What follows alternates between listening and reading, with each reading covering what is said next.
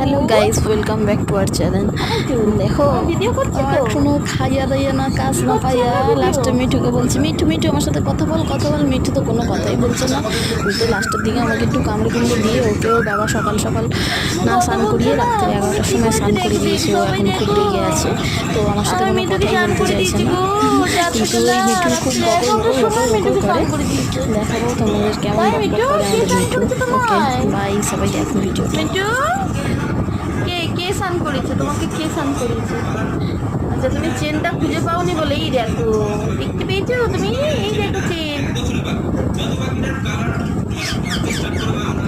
কি তোমাকে তো চেন বের করে দিলাম, তারপরে তুমি আমার কানের সঙ্গে বলছো কি